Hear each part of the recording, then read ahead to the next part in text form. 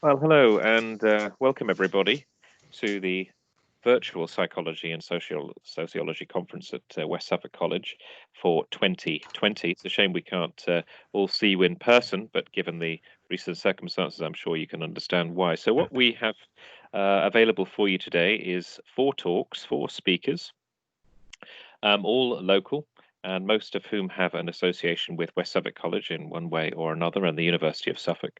And I hope you've had a chance to look at their recordings, their virtual talks.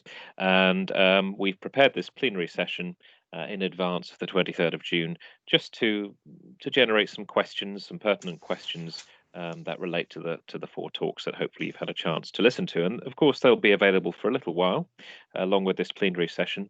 So you can come back to talks if you haven't heard them all. You can come back to these questions. Perhaps you have some questions of your own, and maybe you'd like to send that to me. It's Christian McMillan. My email is on the information for the conference, and I can forward those on to the relevant speaker. And of course, if you've got if you'd like any information about coming to West Suffolk College to study for a degree with the University of Suffolk, you can contact me or Robin Herne about that, or Louise Wright, all of who are on this video today. So I'm going to introduce the 4 speakers we have. We have Alison Taylor, Dr. Louise Wright, Robin Herne, and Sam Bragoli-Jones. And I'm going to ask each one of them to just say a little bit about themselves and just to remind us of the title of their talk, which hopefully you've heard earlier today. So if I could start with Alison Taylor, please. Okay, hi. As you know, my name's Alison Taylor.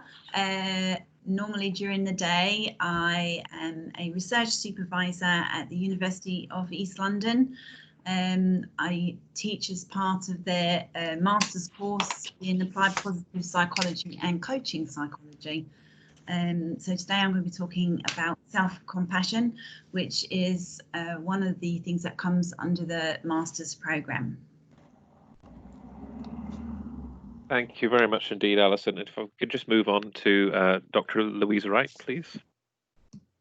Hello, so yeah, I'm Louise. I recently completed my PhD in applied psychology at the University of Essex, and I'm now a lecturer on the psychology courses run by the University of Suffolk at West Suffolk College. Thank you very much indeed, Louise. And if we could move on to Sam Bragoli-Jones. Hello, so yes, I'm Sam. Nice to meet you all. So a little bit about me. The talk I'm going to be delivering is called Coaching from the Pitch to the Classroom, and it's all about this idea of using sports psychology and different elements of psychology in both my teaching that I've done at West Suffolk College, as well as my coaching in rugby that I've been doing over the last few years. So really exciting stuff. Thank you very much indeed, Sam. And last but not least, a name and a face I'm sure many of you will be familiar with, Robin Herne. Hello, I'm Robin Herne. I teach sociology and psychology and ethics and various other subjects at West Suffolk College, and I'll be talking to you about Chomsky, not the talk that was advertised on the poster, which, given recent events, seemed a little bit too close to the bone and might offend people, but rather looking at Chomsky's ideas around propaganda and how we are possibly manipulated by the mass media. Excellent. Well, thank you all again for introducing yourselves and telling us a little bit about your talks. To those people who are viewing this again, do feel free to go back and have a look at the videos that have been provided by each speaker, if you haven't already. So if we start off with Sam, I have a question I'd like to refer to you, Sam.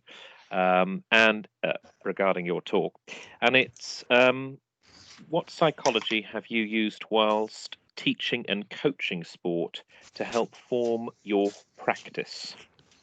Yeah, so over the last few years while I've been teaching at the college as well as coaching rugby, I've really, for me, I think it's really important to have and use psychology to help make that learning environment far easier for either students or players. And some of those theories I've used is the self-determination theory, where you're looking at the relatedness. relatedness. Oh, here we go. Competency and autonomy, and actually using those elements to help with my coaching, help my planning, and really influence my players and students that I'm interacting with. And another theory that I'm really fond of is Maslow's hierarchy of needs, and using that in my coaching. And I'd love to hear Alison Taylor's thoughts on this. I think they're really interesting. But yeah, so using the Maslow's hierarchy of needs and building people's confidence up, and using questions, Bloom's taxonomy of questions, maybe not psychology, but a technique that I found is very, very useful in coaching and teaching. And yeah, I just think psychology is so important, and I'm going to give you part of my journey and some of the psychology I've used, which I think has been really, really interesting. And yeah, that's the couple of kind of theories that I'm really fond of, that I used in my coaching and teaching. Thank you. Fellow colleagues, do you want to come in on that, anybody? So when Alison, you look like you're sort of maybe poised to ask something. No. Sorry, Alison, I threw you a curveball. Then I might have something to say about Maslow's hierarchy of needs. I actually think it's a brilliant theory. I love Maslow's hierarchy of needs, because I think it really explains so well about having to have things in the right order. Like, if you don't have what's at the base of his hierarchy, then there's no point trying to give people, the stuff higher up yet. You have to get the foundation in before you build the floors above. So yeah, I think it's a great theory, and I think it's true, particularly with coaching. Certainly the coaching that I've done, there's no point talking to people about self-esteem if they don't have a roof over their head and a job and food on the table. What does it matter at the end of the day? The self-esteem needs those things before it can even begin to think about the higher questions. So yeah, it's really key. And I think that builds into kind of this idea of building people's confidence, which again I think is so valuable, especially in coaching and teaching. And if we can help build that, then I think the world's their oyster, hopefully anyway. Mm.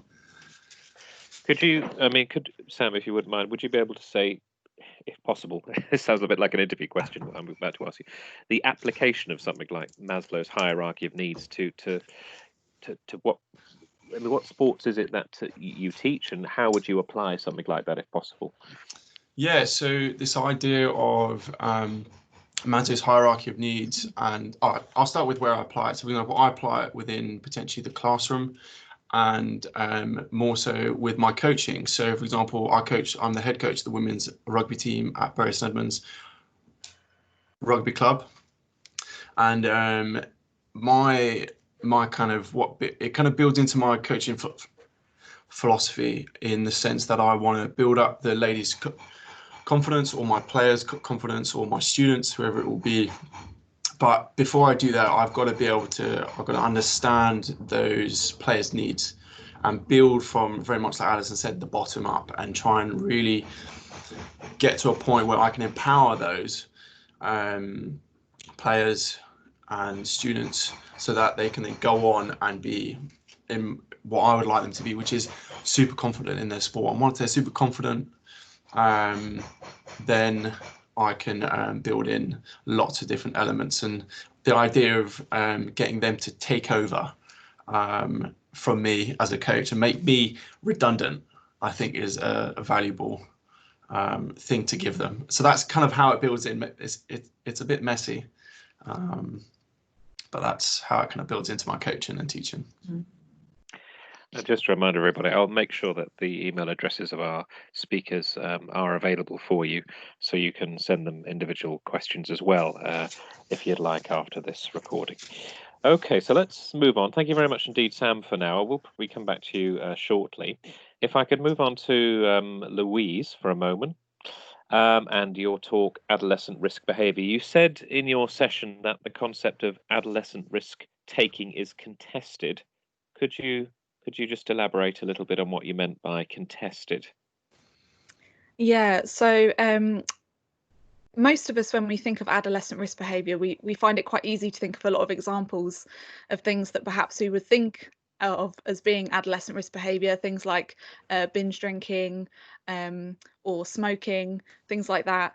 But actually there are some researchers and some commentators that say that particularly the focus on this idea of the adolescent brain, so the idea that the brains of young people actually aren't as developed as adult brains, particularly the frontal cortex that has control over sort of impulse control and making our decisions, is actually underdeveloped in adolescents and not adults. And there are some commentators who say that actually this idea of immature, impulsive adolescence is useful to policymakers and the media in portraying young people as unable to make decisions and that we shouldn't listen to them.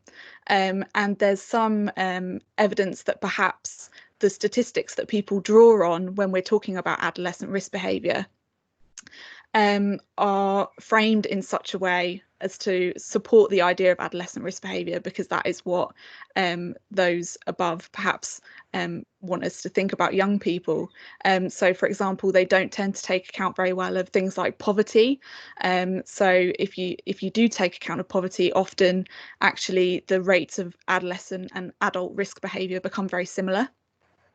And there's also an argument that actually adults perhaps don't take less risks, we just take different risks, because obviously you reach 18 and suddenly drinking is acceptable, and smoking is acceptable, and perhaps we adults are more likely to commit white-collar crime or fraud or those sorts of risk behaviours rather than the things that we typically think of for adolescents.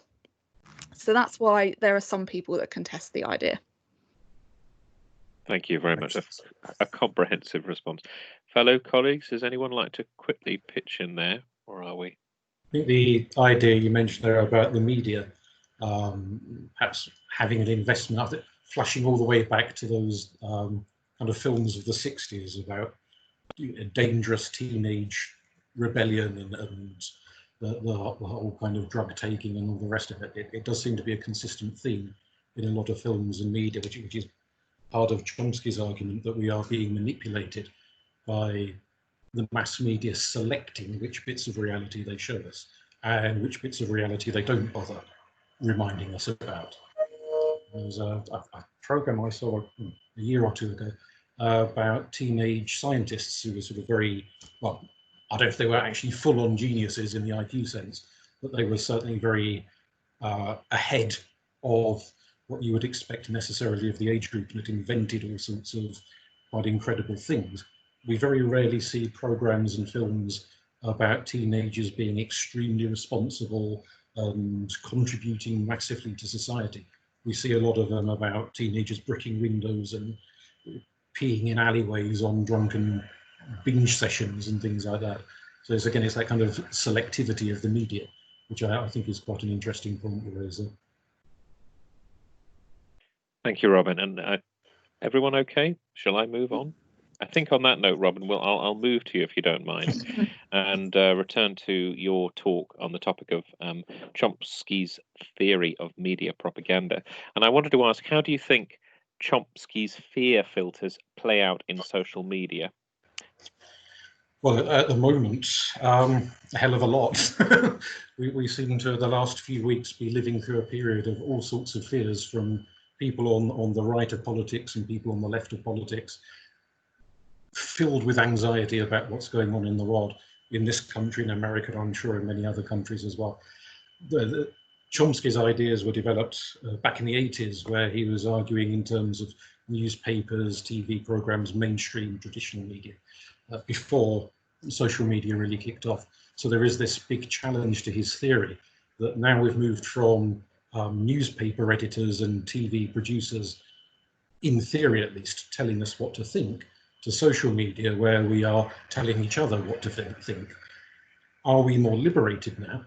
Are we able to express our views and do our own research? Or is social media full of people just clicking and cutting and pasting on memes and sort of repeating what somebody else has told them to think about an issue?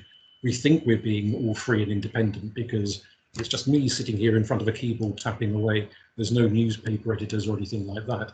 But am I actually any freer of the agenda of fear and worry and anxiety, which, going all the way back to people like Stanley Cohen in the 70s, who spoke about moral panics, so that back then the media was panicking people about mobs and rockers and one thing and another. Are we now just panicking each other on social media? We don't need newspaper magnates to panic us, because we're quite capable of doing it ourselves. Whether it's panics over vaccines or panics over protest marches or panics over environmentalism or whatever else, have we taken on board this role of maintaining fear? And it's no longer simply in the hands of a tiny number of billionaire newspaper directors. So it's like, are we policing ourselves, or are we're super? Yes. I mean, put it in a Freudian sense, have we internalized that voice of the superego to tell us what to be afraid of, what to do, what not to do? We no longer need the external parent figure to do it for us. And kind of, do we use social media to place each other under surveillance in a Foucauldian manner? Each other for wrong think. Yeah. You failed to post this meme, or you posted the wrong meme. You said this, you said that, and then you're getting Twitter mobs at each other's doors and demanding that so-and-so person be sacked for having twittered the wrong thing. Or there was even a case of a pop singer in America whose great sin was several years earlier clicking like on something, not even a comment. She just clicked like on something, and the online mob had tracked that like down and said, how you're bullying this person by clicking like on what they've posted. How very dare you? And attempted to slash her record sales and sort of get her depopularized as a singer. Yeah. Yes, indeed. I mean, it's a far more common phenomenon than ever before. Fellow colleagues, does anyone want to quick come in on that? We're all social media users. We all seek to protect our reputations these days, as lowly academics to presidents and prime ministers.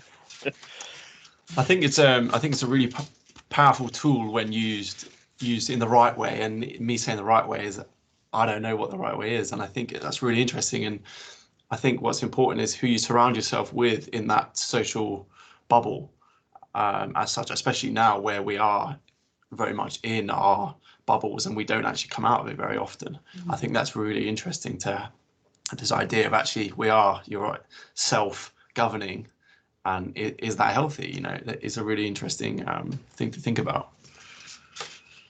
Yeah, that whole echo chamber that we create, particularly on forums like Facebook in particular, means that you can get a really nasty surprise, can't you? Because you surround yourself with your friends and they're likely going to be people who have a similar view as you. I mean, for me, an example of that is with the Brexit referendum, in that I was really shocked when Leave won, because I don't need two hands to count the number of people I know that voted Leave.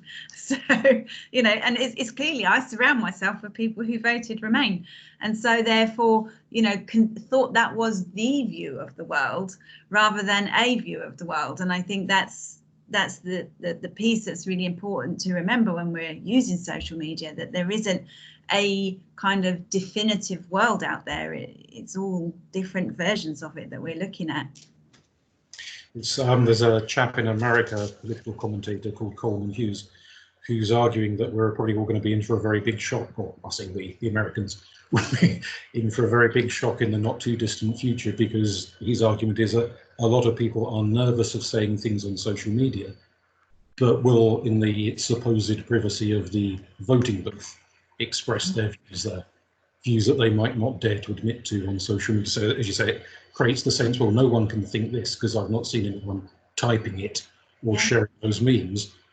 They do think it, they're just keeping really quiet about it because they know the kind of reaction they're likely to get, which is not terribly healthy for a democracy. But I suppose the other part of it that I see that is useful is the fact that anybody can record what they see and put it online, to the point where with the murder of George Floyd, it was actually a teenage girl who videoed it.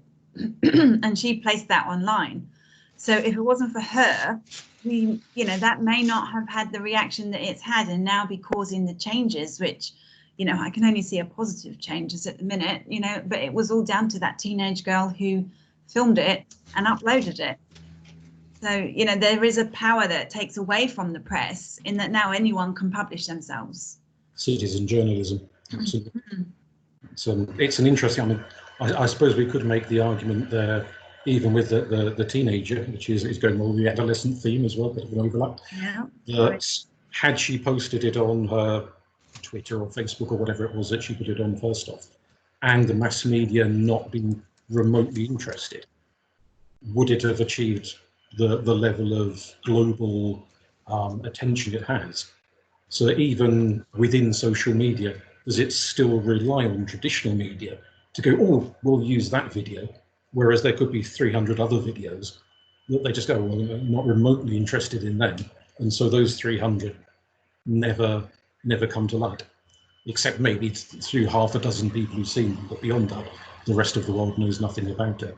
And so there's that kind of weird kind of overlap between mass media and mini media, if you like, in terms of social presence, and quite where the power balance lies on that one. Yeah. Thank you, Robin. We'll come back to I'll come back to you shortly. I just before I go on to Alison for the first time, I just want to come back to Sam for a moment. So if we could change topic and go back to the world of sports psychology. And Sam, I was wondering, do you think psychology or sports psychology has made a big impact on coaching or on your own coaching and teaching? Yes, I think the underlying question is, yes. I think psychology, especially in sport, has just grown and grown and grown. I would like to think, especially in elite sport, to a really high level. You look at any golfing elite athlete, and I imagine they'll be using potentially a lot of sports psychology, and I think it has really grown on that elite level. On the idea of it being down at kind of my sort of amateur level and progressing up, I would say that actually I don't know the answer to that, and I would love to say yes, because I use it and I want to increase my knowledge in it. But actually, that's a good question. I don't know, and it'd be interesting to hear from the people that listen today actually how many other kind of low level coaches are actually utilizing it. And I think it's an interesting question that potentially we need more training in it throughout, not just at an elite level. So I know that in teaching you have the learning psychology and theory, which is awesome, which I've loved, which I've been able to transfer from both coaching and teaching. So yeah, that is an interesting question, and it's one I don't have a full answer to, but it would be interesting to find out what lots of other people think and get a more global view of it. It certainly seems to be a sports psychology, as you said. It certainly seems to be something that has been taken on board by, as you know, elite players who are funded and can afford these things. For amateurs, as you say, like I play a little bit of golf now and then, and I certainly could benefit from positive psychology. So maybe I'll have to contact you and Alison to how can I treat myself better on the golf course, and rather than constantly berate myself as I walk around 9 holes. And then Sam, maybe you can give me some tips from theory about how I could also enhance my play. But would you for someone who's like a golfer, would you say Maslow's hierarchy of needs again? Could you use all the same theories as you mentioned the other day with the rugby, the ladies rugby team that you use? Is it just the same across sports? I think from where I'm coming from is like a coaching experience. I think it's really valuable that we can, as coaches, have a really good understanding of the whole picture, or especially I think psychology, because if we have an understanding of how our players are thinking, then we can try and put things in place for me, I want to boost confidence. I want to be able to ensure that my athletes are empowered, trying to engage those athletes as well, I think is really important. And Yeah, can you just repeat your question for me again? I just said, do you think that the theories that you've mentioned are transferable across different sports? Oh yeah, for sure. I think, yeah, 100%, and especially the self-determination theory, you know, making giving autonomy to players is so important, especially I found in the youth game, where, you know, you're giving freedom of choice and you're giving them this idea that actually they have this the confidence and the power to choose and make their free choices in sport, and I think that's really valuable. Anyone? Any fellow colleagues? Any questions, Yeah. Alison? I have loads of thoughts on this, but I'll try and limit it to a few hours. We'll be here till Christmas. Okay, so yes, I would agree with you, Sam, that yes, it applies to all sports. I actually taught sports psychologist students at University of Suffolk. I actually taught them how to coach. So yes, so it's something that it is really important. It was a whole module on coaching. And I totally agree with you on your two theories too, that they're really important. There's a book called The Inner Game, which was written like decades ago now. I think it was either 50s or 60s, The Inner Game. And in that book, it gives loads of different techniques that you can use to increase someone's confidence. So, for example, something like, where do you set your expectation as a sports person? Is your expectation that every shot you hit will be absolutely perfect, that it will go straight down the fairway, it will land just short of the green so you can chip up and then putt in for a 3? Do you know what I mean? If that's your expectation for every hole, then obviously you're going to be beating yourself up over your performance when you're in the rough. So the idea being is actually set something that's realistic expectations. So if you take your sports skill and you say, okay, so suppose instead of this being a sport, this was a maths test, would I be happy with 80%? Well, most of us in maths would go, yeah, I'd be absolutely delighted to get 80%.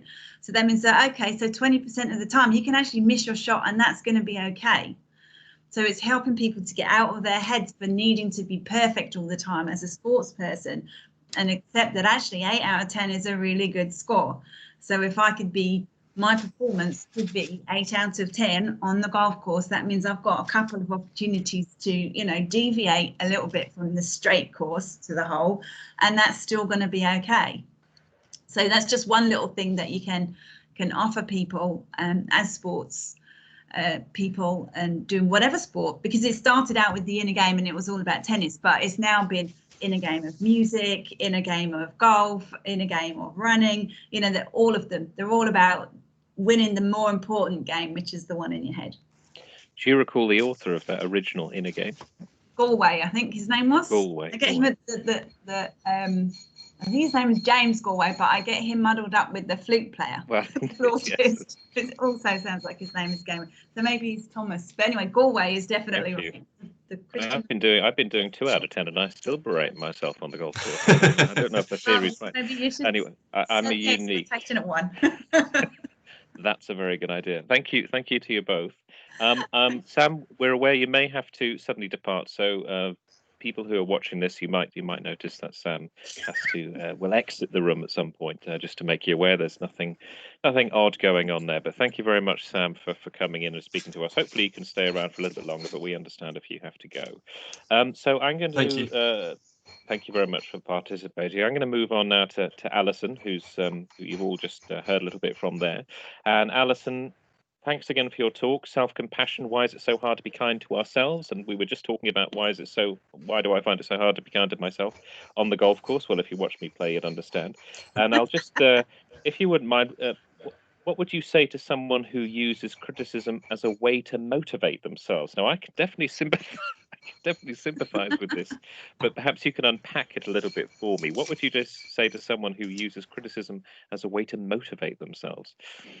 Okay, so first of all, I think it's really important to say that actually we always are trying to do the best we can for ourselves. So if criticism is something that we use to motivate ourselves, then great, you found something that partially works. Doesn't feel great, but actually it does work. So if we motivate ourselves, you know, on the golf course or sitting an exam or whatever, by going, you know what, now you're standing on the tee and you're taking your swing, and as you swing the club backwards, you're trying to think, all right, now, you know, don't mess this up, all right? Because, and then you're filling your head with all the times that you previously messed up that shot, and therefore you're setting in motion really horrible feelings for something that's meant to be a hobby that you're meant to be enjoying, and not really enjoying it because you're thinking about every time that you went wrong before, and that is your way of helping yourself to try hard, because we want to succeed, right? We want to do something that we're going to be proud of, but the way we go about it is to actually make ourselves feel really rubbish. So that's why we do it, is because actually genuinely it does work, that when we do this, we do actually some of the time succeed. But always that success is kind of tempered with a little bit of feeling that, all right, well, that was just a lucky fluke. All right, you know, I managed to hit it down the fairway, but, you know, there was one off and look, it went where I wanted it to. So that's great. So we've taught ourselves that that works. And we have many times when it has worked for us to support that theory. But the other part of it is, and the other way to flip the coin is to look at the fact that we want to get it in the hole. So there is actually a positive thing that will help us to achieve what we want. We can just say, I want to get the ball in the hole, right? It's not, I don't want to miss. It's I want to do this. So we're framing it in a positive way. And that is so much more compassionate for ourselves. But the problem with this is that in all our life, we've been trained not to really want things. And so I don't know how many of you as kids remember your parents saying, I want doesn't get, right? Well, it's really rude. You mustn't say, I want that cake. It's, I'd like that cake. It sounds really kind of like polite and small, doesn't it? Whereas I want that cake. I really want it. And I don't want you to have it because I want to have it. And this is what we need. And we've been trained by our well-meaning parents not to go down that road of really creating a massive, massive want for something. So if I was taking an exam, I might say, I want to pass, not I don't want to fail, right? So we then would then add in extra things around it to be more compassionate. Well, I want to pass that exam because that's the thing I need to do the next course that I want to do, or I want to pass that exam because I can get a better job because of it. So all the time while we're doing that, we're actually building our wants to be bigger. And so therefore it is totally possible to motivate yourself in a positive way rather than through criticism. But we do the criticism because partially it works. Thank you very much indeed, Alison. I mean, as I said, I certainly use criticism a great deal as a motivational tool, and I'd like to find strategies about how I can change that to something more useful. This may be a difficult question to answer. It probably doesn't really have an answer because it's a rather vague question. But do you think maybe that culturally, you talked about socialization growing up, and you know, we're taught, socialized to deny to a certain extent. Do you think that's a problem for people in Britain, maybe than other parts of the world? 100% it is a problem, because we're taught to be modest, aren't we? That's part of our culture, is we're taught not to blow our own trumpet, aren't we? You know, and it's not the same in every culture around the world. Some places really do like to blow their own trumpet, but you know, here we're taught not to go big. You know, we are actually taught in culture to play small. But actually, you know, in terms of our own self-compassion, that doesn't really work, because in order to keep ourselves small, we have to keep all the time, you know, to make sure that we don't get above ourselves. I mean, how many phrases, you know, playing above the station, out of my league, you know, all of these things designed to squash us down and make us small. But just, Sam, do you see, can that be a problem for you? I mean, when you're teaching, you know, students, sports students in rugby or whatever it happens to be, you know, British, English sports students, you must compare, I'm sure, maybe the American mentality or approach to sport, for example, compared to, I don't know, what you encounter here. There's the kind of, to use the language that I'm more familiar with, we have a more extroverted nation in the United States and perhaps a more introverted nation, United Kingdom. Is this a problem? I think I know that at a youth level, for me, I'm encouraging enjoyment and this idea of mastery. of actually you're trying not to compare to anyone else, because actually you're comparing your own idea of what success is. And actually success for young people, I believe potentially, I know that in youth and amateur sport, is about enjoyment and actually doing your 100% best for yourself, rather than comparing it to XYZ or Jimmy or Lucy, whoever it will be. And I think that comparing yourself to other people can be dangerous. However, in the right context, it can be a valuable tool to get better and better and better and better. And I think it's how you use that and the people around you, how it can influence you in your mindset, I guess. Thank you. I'll move back, if everyone's all right with me doing so, to Louise just for a moment, because we're talking about positive and negative behaviours and comparisons, etc. You focused, Louise, on unhealthy risk behaviours in your talk earlier. What about positive risk taking? Could you elaborate a little bit? Yeah, I think as with a lot of things in psychology, we tend to focus on what we consider to be abnormal or wrong, and so that's what my talk focused on, because that's what governments and policymakers and public health is focusing on at the moment, is all those unhealthy risk behaviours. But actually, we do need to remember that taking risks is a part of everyday life, and it is a part of normal development. And it's important that people are encouraged to take some positive risks, because it's how we grow, it's how we learn, it's how we find out about ourselves and how much we agree with our parents and how much we'd rather agree with our peers and those sorts of things. But when we think about positive risks, they tend to be things that more so have a positive effect on an adolescent's well-being. They carry very few or very mild costs compared with the sort of more unhealthy risks, and they're also generally more socially acceptable, and that's acceptable to adults as well, not just adolescents. So positive risks would be things like approaching someone you've not spoken to in the common room before. Now, that's a risk because you always face the possibility that you might face rejection from that, and that's never nice to endure.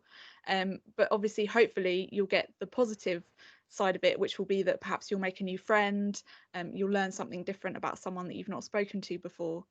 So although positive risks are really important in development, I think people just find them a little bit less interesting because they have less impact on day-to-day life, and the World Health Organization is pushing this idea that actually we need healthy adolescents to make healthy adults, to have healthy societies. And the way that we tend to focus on it as a society is to actually eliminate the negative rather than enhancing the positive. So yeah, does anyone want to come back in on that, Alison? It's got this chimes a little bit with some of your interest as well as your talk. I'll come back to Alison in a second if I may. Just in my mind, positive psychology as a branch of psychology, I mean, it seems to be becoming more popular. Maybe one of you could answer in the room. I mean, this is a recent trend, isn't it? This focus on positive psychology. Is this something that's new? Would I be right in saying that? Well, it's a few decades old now, but sorry about the dog.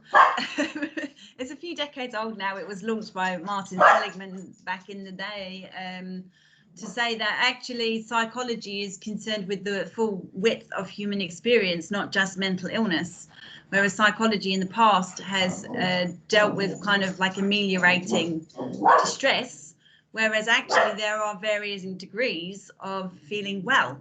So it's all about being able to move through those in order to be to flourish, rather than to perhaps just languish on not ill but not great either, through to mental well-being, through to flourishing.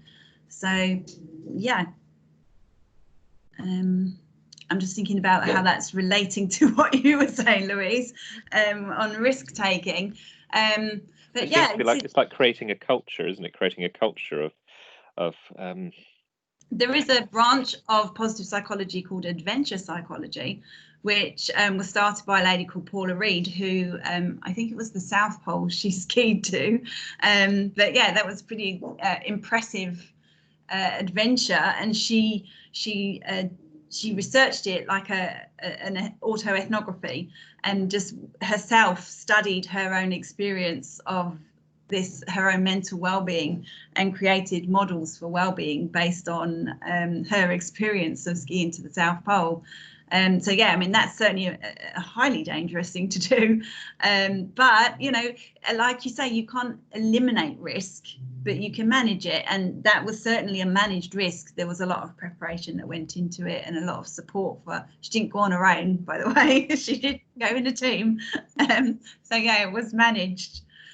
So yeah. So is the World Health Organization, Louise, and colleagues in the room, are they trying to build a culture? Are they encouraging, I don't know, governments to put an emphasis in education on building this culture of getting young people to think in terms of positive risk behavior, or is it just kind of at the academic level at the moment?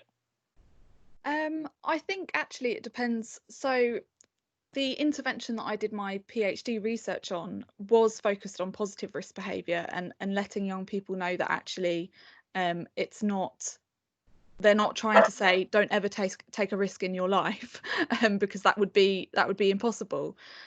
So I think, I don't know so much about the World Health Organization's approach to it, because obviously they're dealing with much bigger factors than just a small bunch of adolescents. But I think a lot of interventions that I've encountered are beginning to accept the idea of positive risks and framing them alongside the more negative risks and the more typical interventions we've seen before, which have been about don't drink, don't have underage sex, don't do drugs. You know, there has to be some sort of balance between the two, I think, and I think we're moving that way. Thank you. Anyone, any further comments from colleagues before I move on? But thank you, Louise. Reminds me a little bit of some of the theories of Erich Fromm, who, amongst many other things, said that he found his therapy patients succeeded in sorting their lives out much more effectively when they had a positive goal to move towards, rather than just running away from something negative. The ones who were trying to get away from a horrible circumstance would do so, and then a fortnight later fall into another horrible circumstance. Whereas the ones who were headed towards a very definite future, they didn't always get exactly the future they wanted, but they were much more likely to have a very a positive recovery and go on to live happy, contented lives. So the kind of the moved, he called it moving to rather than moving from, which seems to fit reasonably well with pretty much what everyone said so far. Thank you, Alison. I'm going to move back to you, and then I think after Alison has responded, then I'll move to Robin, and we might close after Robin has offered an answer. But Alison, what's the difference between self-compassion and self-pity? We're kind of in this milieu now in the discussion, so I think this is a pertinent question to ask. What's the difference between self-compassion and self-pity? Okay. Well, a lot of people have a problem with self-compassion is because they feel it's the same thing as self-pity. And they feel that if they were to do this, then they'd hit a swamp and never emerge ever again. So from that point of view, the whole idea of self-compassion becomes problematic and unattractive. So this is why I kind of wanted to really focus on this, because they're not the same thing. The difference of them being that when we feel sorry for ourselves, when we're in that place of self-pity, what we tend to do is, you know, we stay in our home, we get out the good ice cream, and we're eating it, and we shut ourselves off from people, don't we? And we do things that will really help us to feel better alone. Like we shut down, you know, there's so many ways people say I withdraw or I shut down, I feel sorry for myself. But the problematic part of this is it's a way of feeling that what has happened to me is so much worse than what's happened to everybody else. And that's why we isolate ourselves, because we're saying, actually, this is now all about me and my terrible situation and nothing to do, and nobody else has ever suffered as much as this in this particular way. So we find a way to feel sorry for ourselves and that it's specific to us and somehow personally ours. Now, self-compassion allows us to see that actually suffering is what relates us to other people. That everybody on the planet at some point in their life, and probably at the moment in the pandemic particularly, are in some way suffering. So actually we are all in the situation currently together, although not equally, we are all in it together. And that in some ways has shown us how self-compassion can work at the moment, because by sharing with other people their experience, I don't know about you, that perhaps when you see someone or speak to someone you haven't spoken to for a while, you kind of say, oh, how's lockdown for you? And you're talking about the good and the bad and all the different things that have happened. Shall I just let the dog out 1 second? I think your dog needs a little bit of self-compassion. So, fellow colleagues, whilst we wait for Alison to come back, does anyone want to pitch in on that? The kind of Right. Oh, Alison's back. Okay, so There we are. I should open the door for him because I think the neighbours have kicked a ball in our garden. right. Home working and the joys of. So what was I saying? You were on the topic of sharing compassion at the moment, given the pandemic situation. That we all ask. We're all asking probably very similar questions when we meet people for the first time. How have you been managing? How have you been coping, etc.? So from that point of view, there's no isolation. We don't self-isolate ourselves emotionally because we know that everybody else that we know at the moment is in exactly the same situation. So it may not be an equal situation because some of us live in houses with gardens and we're able to let a dog out, whereas other people perhaps don't have that possibility to even have a pet because they live in a high-rise block of flats with no garden. And if you're not allowed out to exercise, then maybe you don't leave a building at all. And some of us have the ability to eat as much as we want and drink as much as we want, like most of us did at the beginning. Not everyone has the financial ability to do that. So we're not in it equally, but we are all in it together. And this is where self-compassion is different to self-pity, in that we can realize as soon as something happens that there is absolutely other people out there who know exactly what we're talking about, maybe not emotionally, but the practical details of it will be the same. Maybe you're never going to be the first person ever to be bereaved. You're never going to be the first person ever to be divorced. You're never going to be the first person ever to have someone cheat on you. You're never going to be the first person to have a skin color issue or wear glasses or weigh too much, or all of these things happen to an awful lot of us. And that reaching out to other people and saying, hey, this is how I feel because this has happened, helps, is part of self-compassion, and that's what makes it different to self-pity. Thank you very much indeed. Fellow colleagues, does anyone want to come in on that? Silence. I think we're all In agreement. We're all in agreement, especially recent circumstances that we're all experiencing. I'll just give it a moment.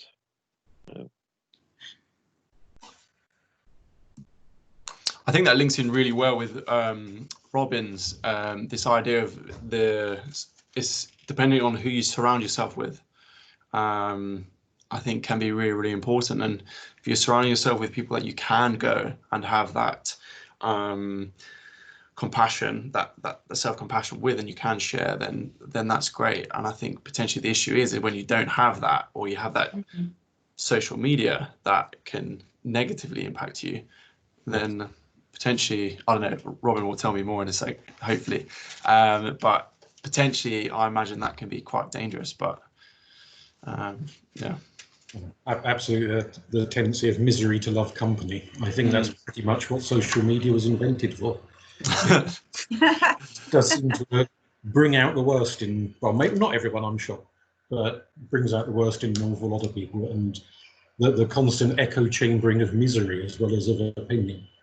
So somebody says, oh, I'm really unhappy today, and everyone else chimes in to say, yes, you are really unhappy today, and support that person in being miserable, rather than say, well, let's try and draw you out. It's rather to sort of wallow in the mire with them. which perhaps is not the most constructive thing that can be done to someone who's, especially if it's a genuine struggle rather than just one of those social media moments. Yeah, if it's a genuine struggle, perhaps social media is not the place to put your laundry. Absolutely. And I suppose we shouldn't forget, you know, on a more grave note, those people who have been trapped with people who they certainly don't want to be trapped with during this period and have not been able to get out. So yeah, surrounding yourselves with the right people. What people do you have access to surround yourselves with? But then again, with social media, actually, with that specific circumstance, there are ways of communicating that. Like I saw one where you said something about if you come on my profile and you tell me you're looking to buy some soap, then I'll know that I need to check in on you. If you say you want to buy the soap I'm selling, I'm ringing the police. You know, so there is a way of, in a code, communicate via social media that you're a victim of domestic abuse. So there are good sides to it too. So. I mean, an enormous body of research for psychology and sociology is obviously going to emerge, isn't it, out of the experiences, the behaviours, the habits that are formed during this 9 weeks or so now. I know we're kind of coming out of it now. That's the phrase being used, but obviously an enormous body of research is going to be coming out that will be of interest to us all. On a final note, I'll return to Robin, because we're kind of coming back to you, Robin, a little bit here, coming back to social media, and your topic of your talk again was Chomsky's theory of media propaganda. So Chomsky is, you know, generally considered quite left-wing in his perspective, his views. Can the same ideas be applied from a right-wing or centrist position? I think so, absolutely. The principle he is conveying at bedrock is that there is a tiny elite of incredibly rich people who control the media, often form political dynasties and control vast business empires and corporations, and that they all kind of pat each other on the back and work together to maintain their own status quo. And Chomsky is an American, and primarily what he writes about is his experiences and perceptions of life in America and the American media and so on. But I'm sure if somebody were living in Russia, if they got away with writing it and lived long enough to see it published, then they might say exactly the same thing of their experience of Russia or their experience of the Chinese regime, or any left-wing, right-wing or centrist regimes will have their own elites, their own people who tend to sit on vast profits garnered from various different endeavors and would like to continue enjoying the wonders that their wealth and their power and their privilege bring them, which tends to involve, and this is kind of the point of Chomsky, which is not original to him, he's building on much older ideas from other philosophers and researchers. There's a cultural hegemony where we're all encouraged to think in a certain way. And part of that thinking in a certain way is to think that the people who are in power deserve to be in power. The people who are incredibly rich deserve to be incredibly rich. The people who control the cultural agenda deserve to control the cultural agenda. Now, it doesn't automatically follow that they don't. A more kind of revolutionary zeal, which you tend to find with Chomsky because he's on the left, tends to assume those in power are automatically corrupt. That isn't necessarily always the case. There may be people with a great deal of wealth and power who are perfectly lovely. I'm trying to think of one, but there might be someone who's perfectly lovely and does not abuse their power, doesn't abuse their wealth, and so on. But nonetheless, the point remains that you can see the media, and maybe these days, especially in terms of social media, the extent to which social media can be used as a rival to mainstream media. So going back to the last general election and all of the hoo-ha about whether or not Russia, whether or not China was using social media to sway votes in this country to convince people to think this way rather than to think that way. It's no longer just a case of saying, well, the elite in this country control the media, end of. Because we've now got to factor in that all countries are able to utilize social media to influence the political processes of other countries. So you could have a left-wing country undermining a right-wing country or vice versa. And so it is going to go in all sorts of directions now. It's no longer just a sort of a down the line 1970s radical view of wicked right-wing governments oppressing minorities on the left, like in the days of Senator McCarthy. These days it can go in all sorts of other directions too. And that's something that, again, bringing the idea into the 21st century, the theory into the 21st century, we need to factor in that we're in a much more convoluted and complex scenario now than perhaps when not only Chomsky's ideas, but the ideas in which he built from even earlier, from other philosophers, when those ideas emerged, the world was perhaps not quite as convoluted as it is today. Well, I'm sure it felt pretty damn convoluted to the people going through it at the time. Thanks, Robin. Does anyone want to come in on that? Depressed everyone.